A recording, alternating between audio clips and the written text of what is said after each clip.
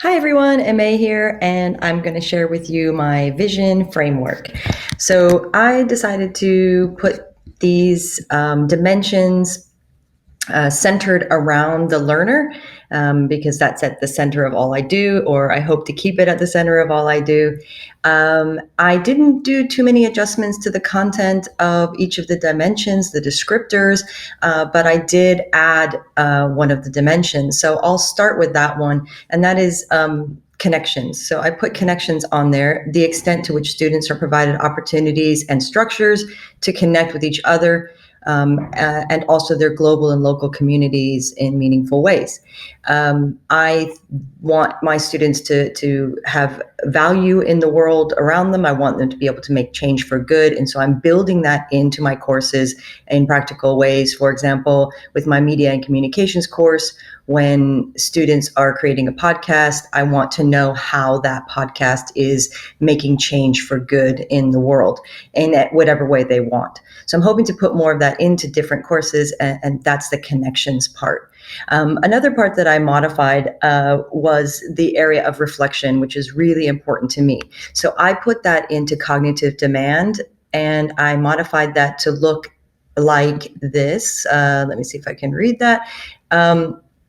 Students learn best when they're challenged in ways that provide room and support for reflection and growth.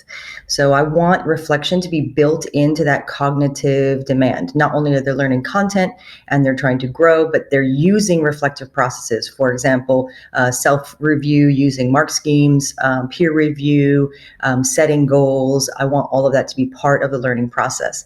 I've also included reflection down in formative assessment, and I put in that they should do this through the reflective process, and in that way they'll address the emerging misunderstandings that might come out in the learning process.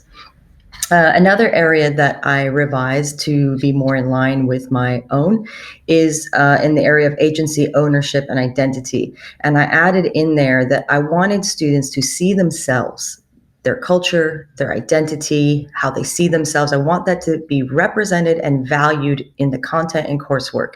And for example, in one of my courses, that looks like making sure that students see other characters like them in the literature that they read, that we observe, kind of use like circle of viewpoints to observe from different stakeholders in the process. I want them to know that this is not just a one-sided curriculum either, whether that's Eurocentric, white-centered. I want them to see themselves and see themselves valued in the curriculum. So those are areas that I've changed. The rest of the areas I've left the way they are because they really resonate with my practice and my beliefs.